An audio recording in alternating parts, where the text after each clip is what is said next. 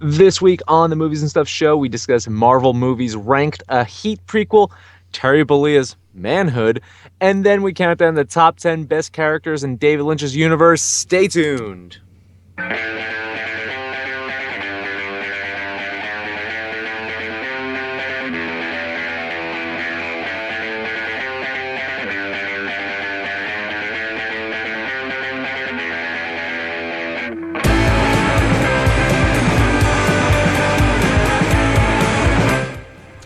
And welcome once again to the Movies and Stuff show. We are coming to you live from the suburbs of New Jersey and Missouri. My name is Dan, and joining me is a man who still believes the Easter Bunny is real, Abe. Hey, which one is more plausible, Dan? The Easter Bunny or Batman versus Superman getting above 50 on Rotten Tomatoes? Oh, it's not doing too well, is it? No, I mean, the early reviews are coming in 41% right now out of 40 reviews. That's rough. It is rough. I'm refreshing right now. Still the same. Yep. Man, not good. Not good. Not good at all, man. You know what's not good too is that I just don't care. What? I don't care what the people. I'm gonna go see. I see. Okay. I'm gonna see. That's what I'm saying. Is I don't care what these people are saying right now. The early reviews. It is not gonna bother me. Because my whole goal is when I see this movie on Friday, is to just go in it with just as low as expectations or no expectations whatsoever. No expectations. No expectations. I don't want any good expectations or bad expectations. I want no expectations. Not that I think that the movie's going to be bad. I have no expectations for it. As I want to just go in and say, I'm going to watch the movie. There you go. I don't care what Rotten Tomatoes says. I don't care what Metacritic says. I don't care. In fact, I don't care what Metacritic has to say about anything. Really? Well, except for our first topic. Metacritic has released their list of Marvel characters, Marvel character movies ranked from worst to best. So it's not just the Marvel produced movies. This includes anything from Sony, such as X-Men and Spider-Man. Off the bat, I'm just going to jump right into this. Yeah, this just list. go. List. Punisher Warzone, they had ranked 37 out of 38. So that's bad. They ranked it as the second worst. It should be top 5. Punisher Warzone is one of the best. I can't. It boggles my mind that this is Ang Lee's Hulk. They put it 23. I mean, easily top 10, if not close to a top 5. Yeah. Iron Man 2, another one. Should be higher than some of the other stuff that was. X-Men Last Stand should actually be one of the worst. I think X-Men Last Stand is probably towards the end. Like where Warzone is on their list, X-Men Last Stand should be there. It was horrible. Horrible film. It's terrible. Age of Ultron, awesome. One of the worst. Ooh, one of the worst. Yeah. Not a fan of Age of Ultron. Down at the bottom. Winter Soldier, I think, should be top 3. Okay. Close. They had it listed at 6. Yeah. I think Winter Soldier's a top 3 out of that. Guardians of the Galaxy, they had it number 3. I think it should be somewhere middle of the pack. It's just okay. Okay. Yeah. What about you? What are your thoughts? I agree with you. The Warzone. I'm going to drink my Guinness now. You're talking about my IPAs last week. I'm going to drink a Guinness now. You okay with that one? It's good. I'm glad you finally got a good beer. Yeah. I got no problem with Warzone being higher up. It really should. It's not the second worst. I agree. I think you like Iron Man 2 more than anybody on Earth. So Probably. it can stay right where it is. I've got no problem with that. Hulk should be higher. I agree with that. That was not a bad film. I don't know why everybody is turned on it so much. I will say Avengers 2 is much better than X-Men 3. I'm much more likely to watch Avengers 2 than I am ever to watch X-Men 3. Sure. So I wouldn't say it's one of the worst. Ghost Rider 2. I have championed this movie so many fucking times. It's not the third worst Marvel movie ever made. Ghost Rider 2 is a lot of fun. It's better than that. Other than that, I guess it's okay. Oh, I did see another one. Blade. That was pretty low. What the hell, man? There's no way. There's way no way. low on that list. Yeah. Yeah, I was surprised by Blade. Number 1, they had Spider-Man.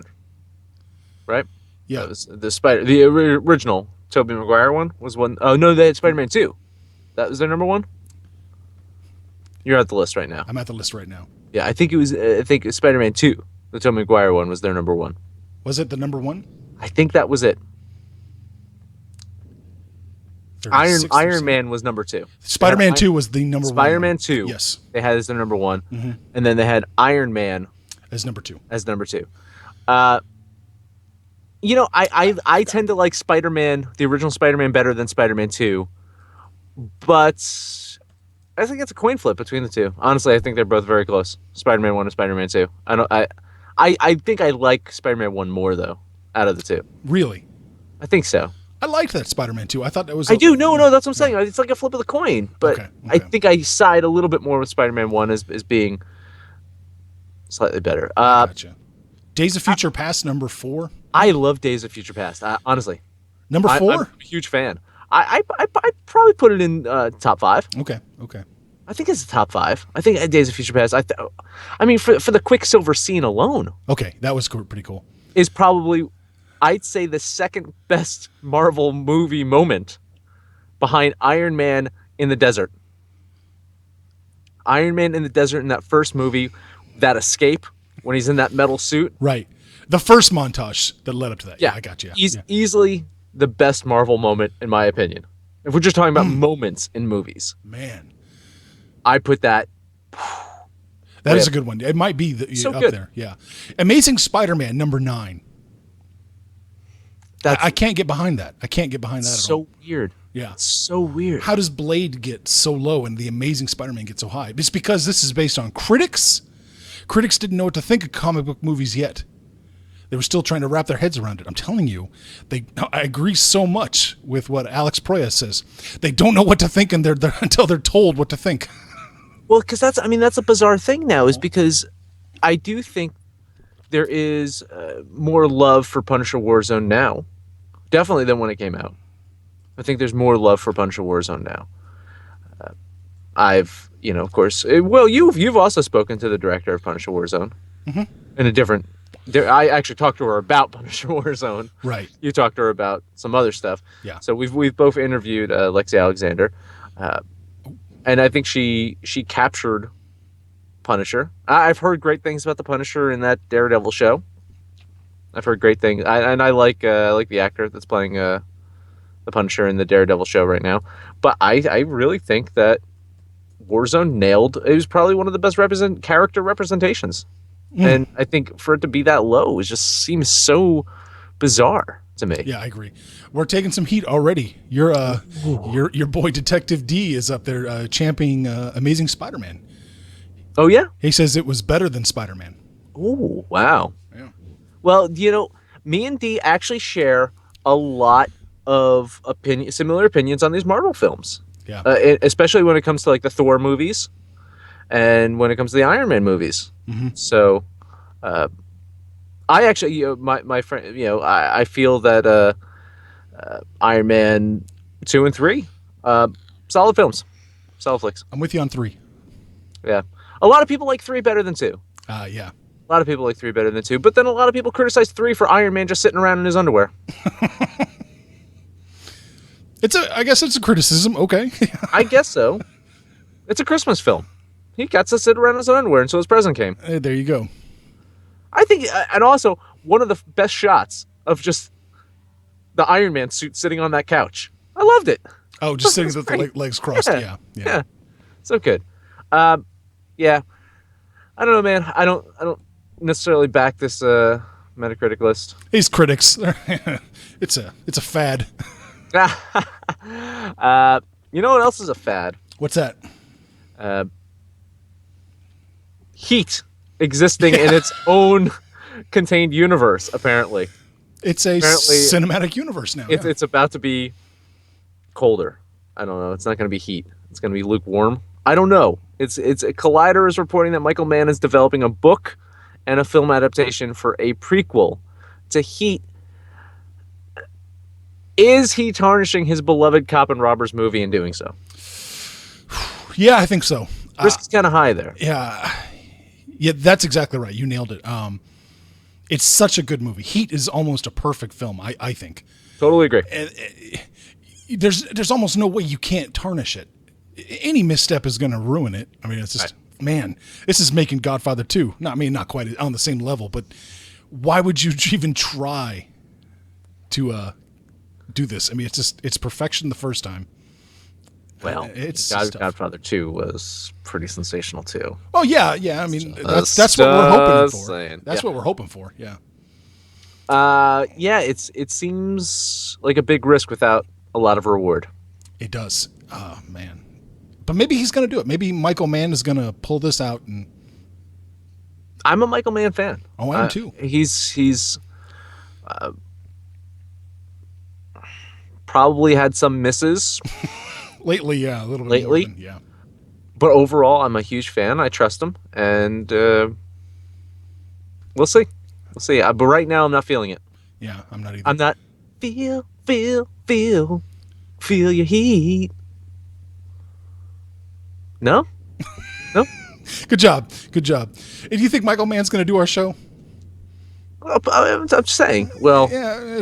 If he's going to do the if he's going to do the show, I think it's going to be awesome. If he's not going to do the show, it's going to fail. Well, let's make sure he doesn't watch this episode. All right. Well, let's just title this "Michael Mann, Do Not Watch This Episode." Just so you people know, the joke is that we're saying is we actually got Michael Mann committed to do our show. Yeah. And we've yet to succeed to have him on the show. Yeah, scheduling issues, things like that.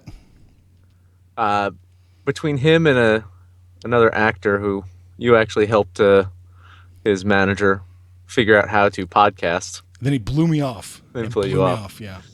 Between those two, it's been a rough go for us to get a couple of just a couple people really awesome. I mean, everybody else is lined up out the door. That's the thing is we have a queue right now of people that want to do our show. Oh, yes. So I'm not pushing Michael. I'm not pressing Michael Mann too hard, but no. We will definitely have him on, hopefully someday. Someday. All right. Topic 3, Hulk Hogan versus Gawker. It's everybody versus everybody this year. It is.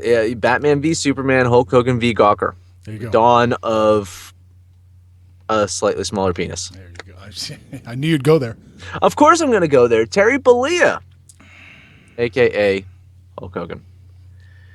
A.k.a. Hulk Hogan with a smaller penis, apparently, has defeated that gossip rag, that internet gossip rag, Gawker.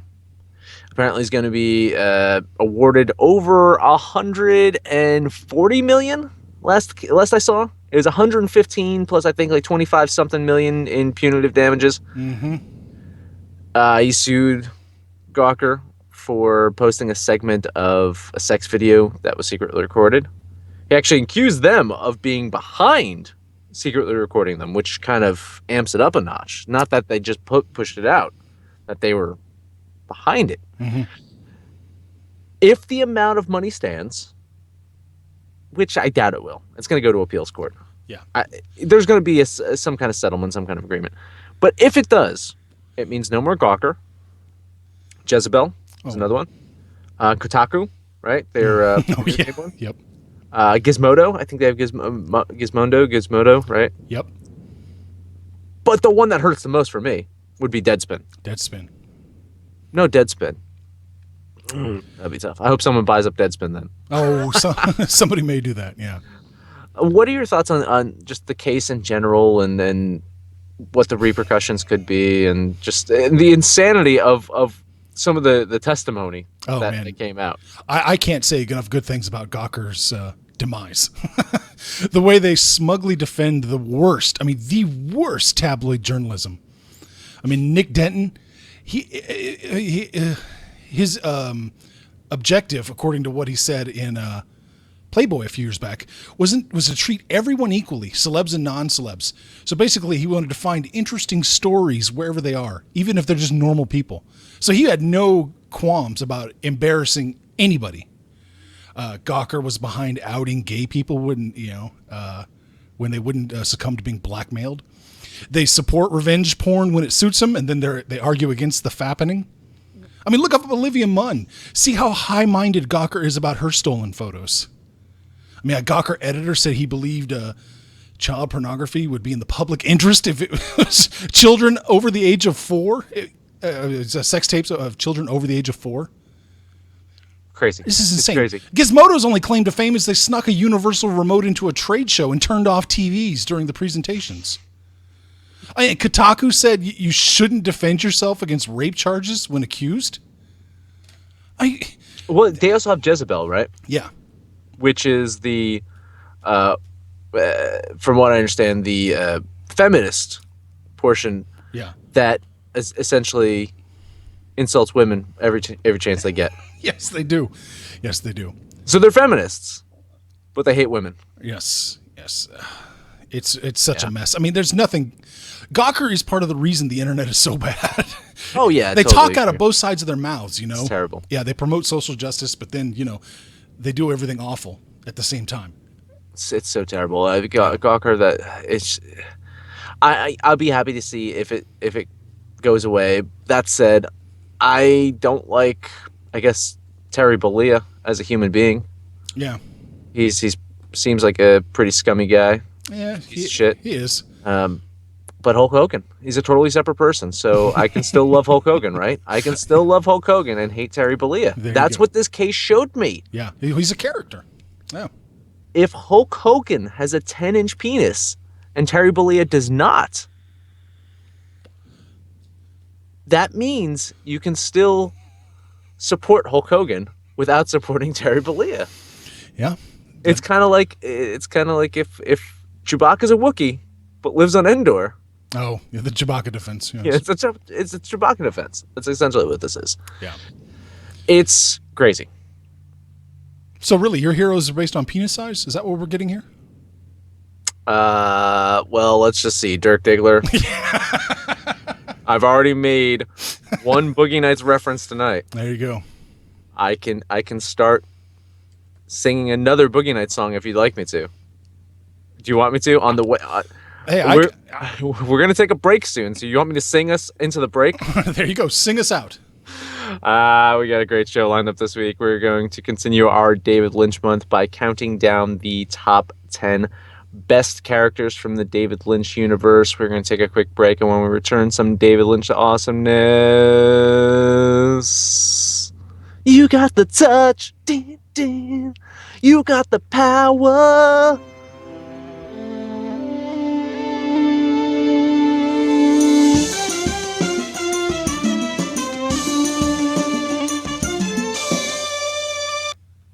Yeah. Oh God, you just won't stop. Welcome back to the Movies and Stuff Show. As I mentioned, we are counting down the top 10 best characters from the David Lynch universe. So last week we talked about which film? Fire Walk with Me. Yes. And we had special guest Bob Engels, who wrote Fire Walk with Me. Next week we're going to talk about Lost Highway.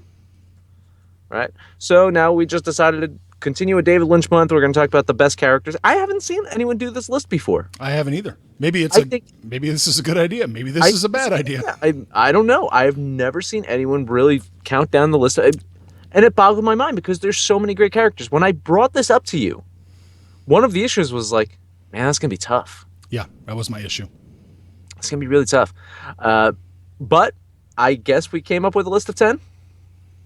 I came up with 5. I don't know if you came up Oh, I needed to come up with 5? I might have to take a quick break. Well, then I'll start off. Okay. Oh, okay. My number 5 is the Man from Another Place. Oh, there you go. I mean, first off, I love Michael J. Anderson as an actor. When we talked about Carnival, he was top of my list of performance-wise. I think he's a great actor, and take the whole reason that he might be an actor out of it. He's a good actor. Yes. He's not just we needed the short guy. No, he's right. He's a really good actor. He is.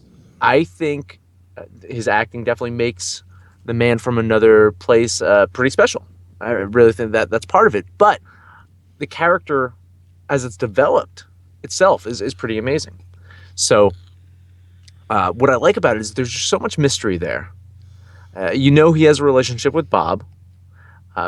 It's kind of makes it seem that he's enemies with Bob, but at times not so. Yeah, that's true. It's really an interesting dynamic.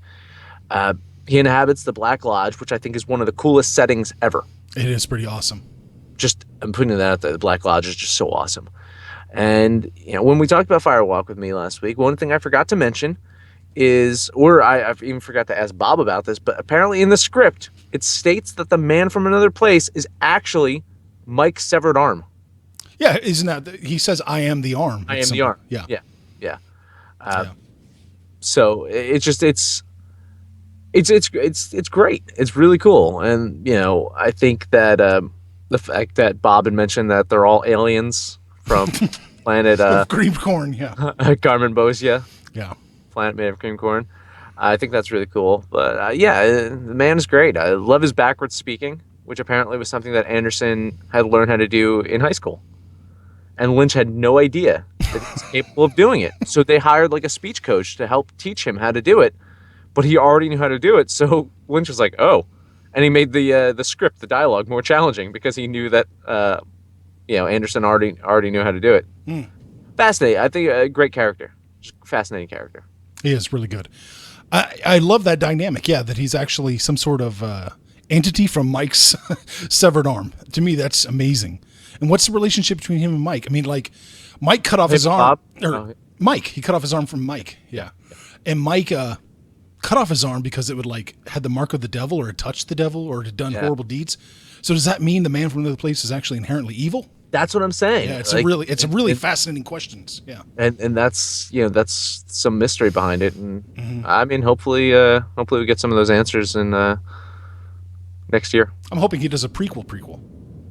There should just be a whole prequel. Yeah, it should be Leland as a little boy. Yeah, All right, I'm gonna move on. All right. My number 5, David Lynch character, Albert Rosenfeld. I love Albert. I love Albert so much. He's like the closest to a normal person in the entire Twin Peaks universe. He's just a shit-talking asshole who's also a pacifist and just loves standing up against naysayers and evildoers. I love it. I love Albert. When Coop is trying to figure out this high school girl that's in trouble in Fire Walk with Me, she's a teenage girl. She's using drugs, and she's sexually active. Well, damn it, Coop, you just described half the girls in America. I love Albert, man.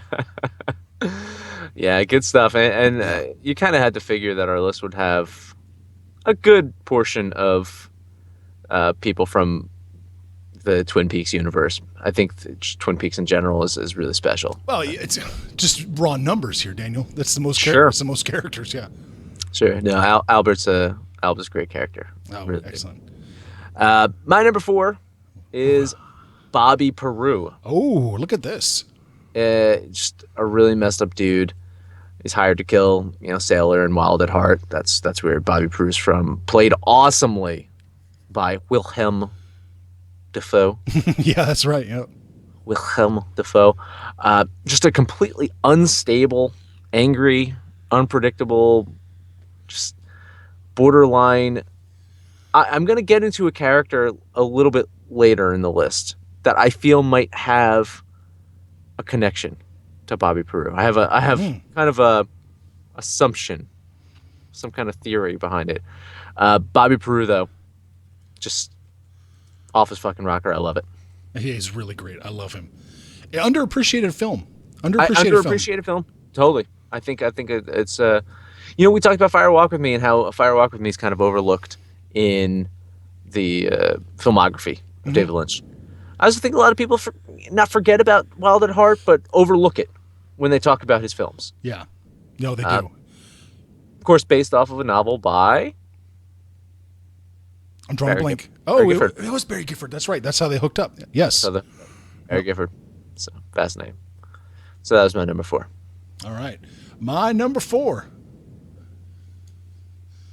Diane Selwyn. I was hoping. I was close. Mulholland Drive. Mulholland Drive, baby.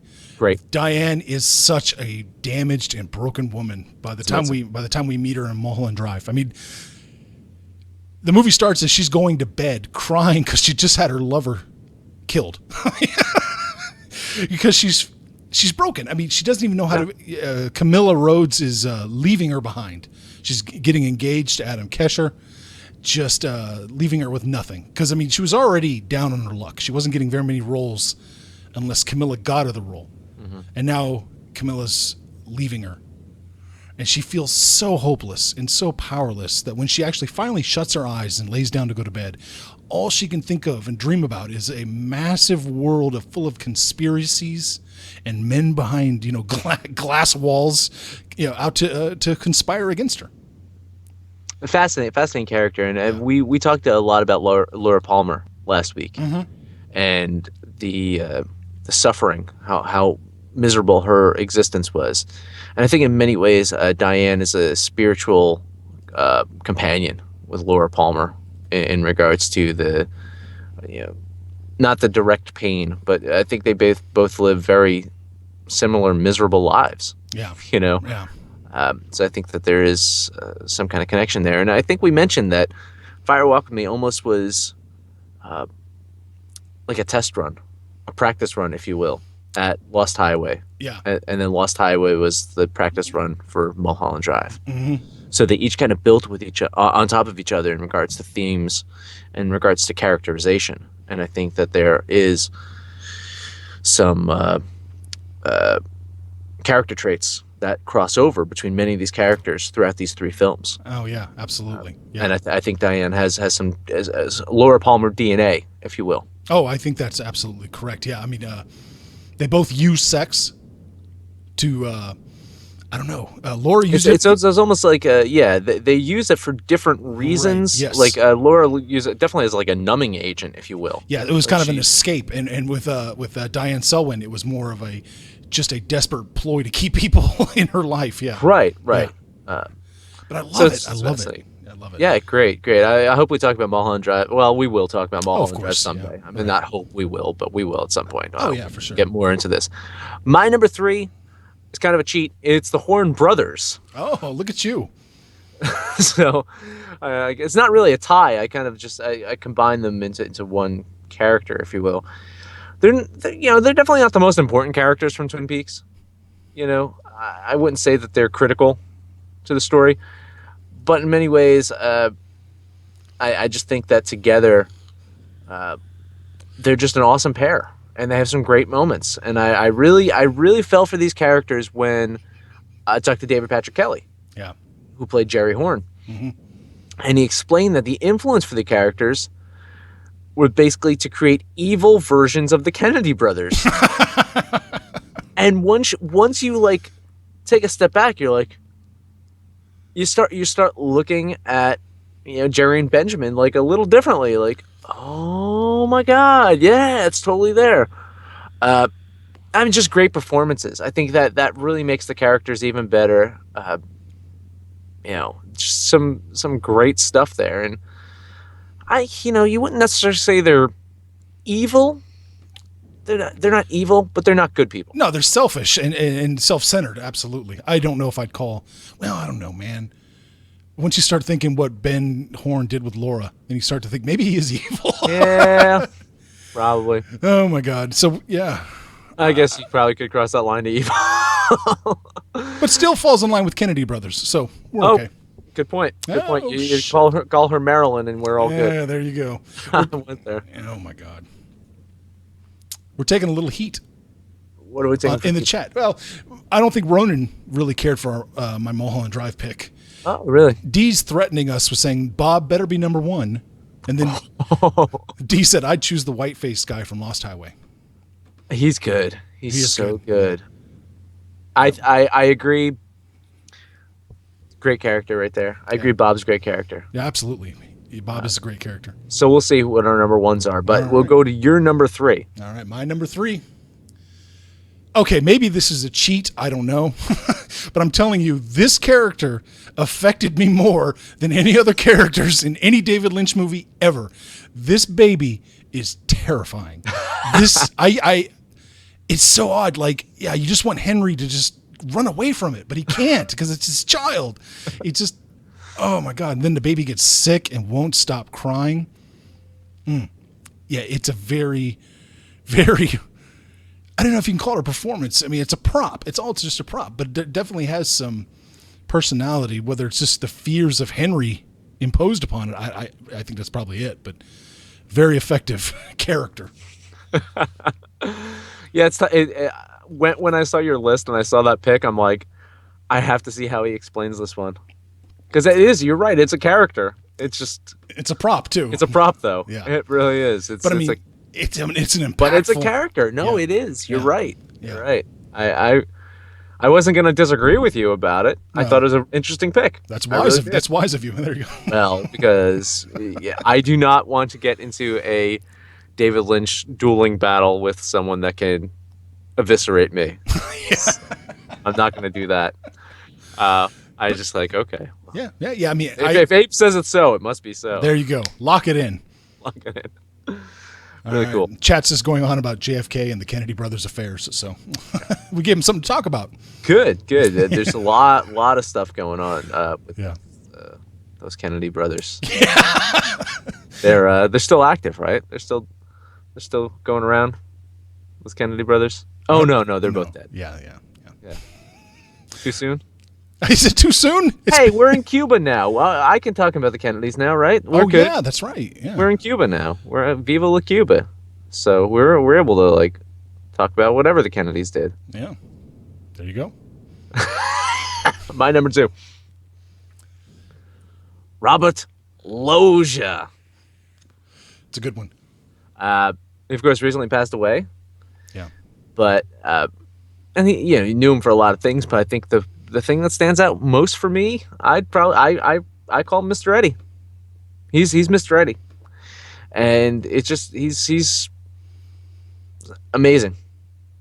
And here's where I wanted to talk about Bobby Peru a little bit more. Oh, okay. I kind of feel that they share a bloodline. Like I kind of feel that Mr. Eddie could easily be like Bobby Peru's uncle or something like that. They share very similar traits. Only I think where Bobby is completely unhinged and shows it, Mr. Eddie is able to be cooler about it. He doesn't control his anger, but he manifests it in a cooler way that doesn't seem like he's an idiot. Like Bobby was just like completely off the rails. Yeah. Whereas Mr. Eddie is completely off the rails, but he's cool about it. Just a vicious man who will go to great lengths to tell you why driving too close to another car is not a good idea. Maybe a little bit of road rage, maybe just having a bad day. I don't know. Mr. Eddie, terrifying. He's probably the second most terrifying person in the David Lynch universe. Oh, the second most. Second most, because Okay. I still have a number 1 to talk about. Oh shit. Okay. Okay. No, I love Mr. Eddie. I really do. You like porno? Give you a hard on? I love that guy. I really do. I'm sorry to say, but yeah, he's a badass. Yeah, just really awesome. And Yeah. again, like I almost put Whiteface Man on my list as well. I took him off because of Robert Blake. No, that has nothing to do Was with his it. penis too small? Was that? Well, he had a different type of gun that he was good with, apparently. Beretta. Yeah. All right, your number 2, which I thought was going to be your number 1. My number 2, which you thought was going to be my number 1. I did. deceived you. Yes, I pulled Did. I pulled a Lynch on you. Bill the Lynch. Yeah. Dale Cooper, or Coop as I like to call him. Great. He is just such a beacon of light. Like, normally we don't go for this kind of Dudley Do-Right sort of characters, but his enthusiasm for everything. I mean, Coop he's the kind of person we should all strive to be. I mean, he gets up every morning with a smile on his face and just embraces life. And because he embraces life so much, it means of course, he's working with the FBI to stop murderers. I mean, I love Coop so much. Yeah, and it's glad to see that he's going to pretty much have a starring role in the upcoming Twin Peaks series. It seems like it's going to be hugely set on his shoulders, which is awesome. Because I get that he was kind of done with the character and didn't want to be kind of typecast into that. And almost for the better, I think we discussed it last week when we talked to Fire Walk with Me. I think that introduction, that first third of the movie or whatever, Yeah. I think it worked even without Cooper as the Oh, main absolutely. FBI guy. No, it I did. think It did. Chris Isaac and Kiefer. Kiefer just did so well together Mm-hmm. that you didn't even mind that it wasn't Cooper in that big kind of starring role for that. That said, I look forward to seeing him again. Oh yeah, I He's a love great Cooper. character. And he's stuck in the damn lodge, man. He can't Right. get out. Yeah. So that's going to be interesting to see how that all plays out. Yeah, I So, agree. character. My number one is not Bob. Oh shit, it's not. It's got to be Frank Booth. I mean, all right, D, tell me why I'm wrong about Frank Booth. You do that. He's a Frank Booth. He's a drug dealer. He's a gangster. He's a pimp. He's a lover of PBR. He's a man who enjoys inhaling gas. He sexually assaults lounge singers. He is one of the worst villains in movie history. In movie history. He's just a terrible, terrible person. Dennis Hopper got the role. Did you hear? Do you know how No, Dennis Hopper? I don't know. He essentially told Lynch, "I'm Frank Booth," which is terrifying in its own way. All right. And you It know is. who was considered for the role of Frank Booth, of No. course? Robert Loggia. Oh, Robert go. Loggia shows up to audition, waits 3 hours. Lynch never gets back to him. Really? Finds out while he's there that Lynch has already cast Hopper in the role. Loggia loses his shit, curses out Lynch. Huge tirade. That tirade actually became the influence for Mr. Eddie's road rage scene. I like it. I really like it. I mean, but as for Frank Booth, you know, I'm hoping that there are not many men like him who actually exist in this world, because if there's people like this that actually exist, I'll have nightmares because Yeah. Oh, yeah. it's just terrifying. D says it's a good choice, Daniel. Thank you, Yes. thank you. He says he's creepy because he goes from vulnerable to crazy in a second. It's amazing. Yeah. It's a great performance too. I think Dennis Hopper's had some fantastic performances. If I had to rank like Dennis Hopper performances, which is a different list, I love him in True Romance. Oh yeah. I think that's one of my favorite Dennis Hopper performances in True Romance. I love him in Blue Velvet. I love him in Apocalypse Now. I think he's great. He's a great man. I'm a little man. Great Apocalypse Now. Overall, I'm a fan of Dennis Hopper, even though he's definitely not my type of human being. You know, Right. Yeah. he's got cocaine just still pumping through his veins, 6 feet under the ground. His grass is dying all around him. Yeah. You know, but as Frank Booth, Yeah. Jesus. Oh yeah, our good friend Jamil showed up and he said he wasn't acting. They just filmed Hopper for a weekend. Probably. Probably. I think Jamil's right. I think he's right. I love it. I mean, I also wonder what gas he was just inhaling. I just always assumed it was oxygen. I think I think that's what it was supposed to be, and then Hopper said it needed to be something else. Yeah. Just a mythical, mysterious gas. Amazing. It's just totally amazing. It is. All right. You're you got any, oh, you want my number one? All right. Right? Are you done? I'm You got more? done. All right.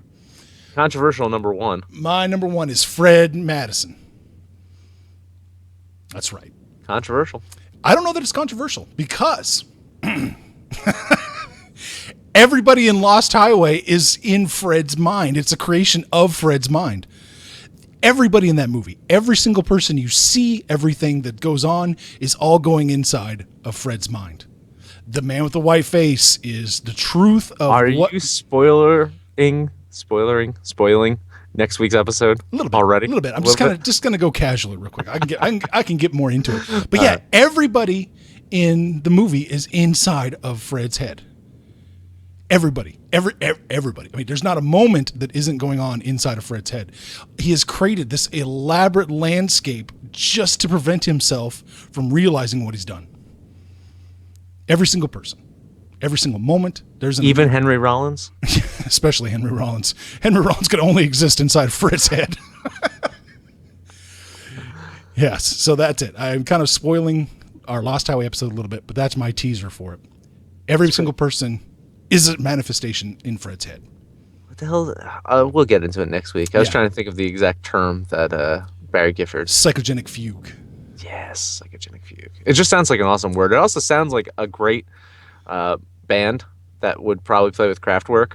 It's like if I'm going to a concert, it's like I'm going to go see Kraftwerk and Psychogenic Fugue. Like it sounds like that they would open for a Kraftwerk. It does sound like that. I like that. Why is our show named movies and stuff? Why aren't we Psychogenic Fugue? Why aren't we?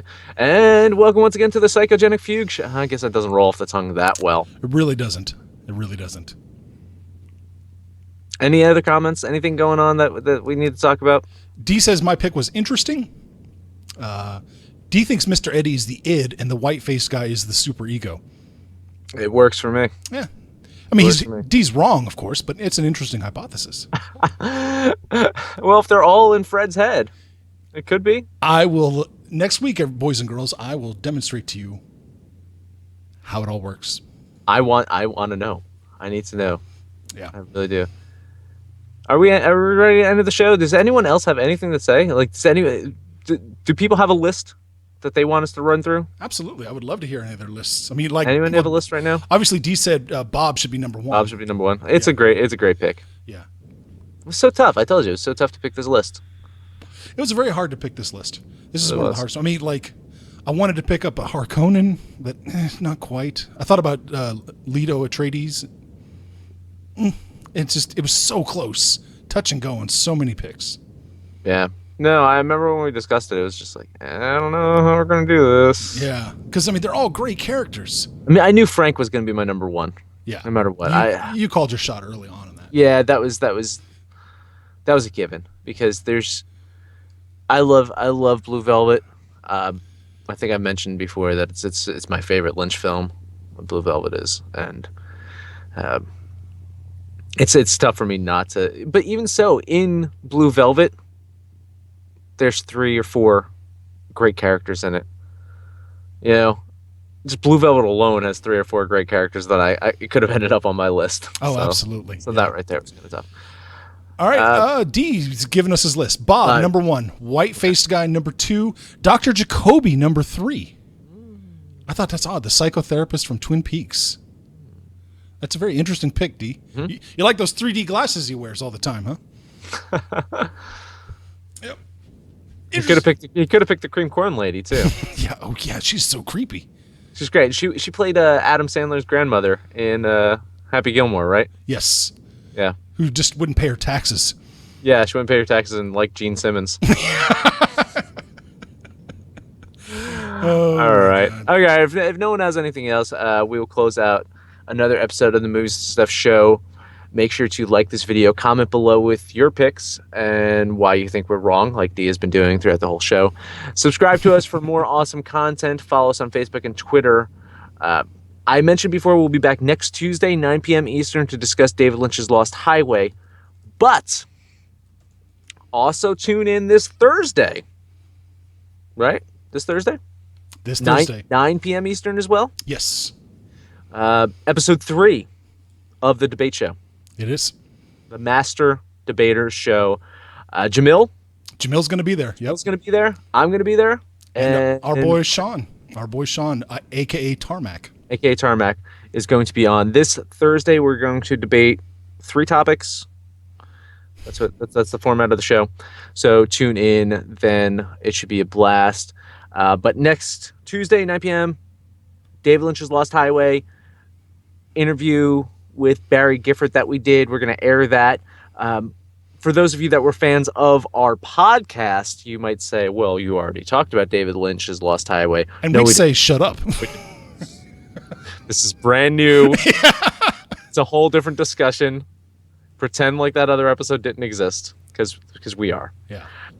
Abe, final words.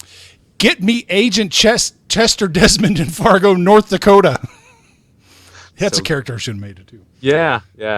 Man, tough. We should have done a top 20. All right. We're extending it to a top 20. There you go. Later.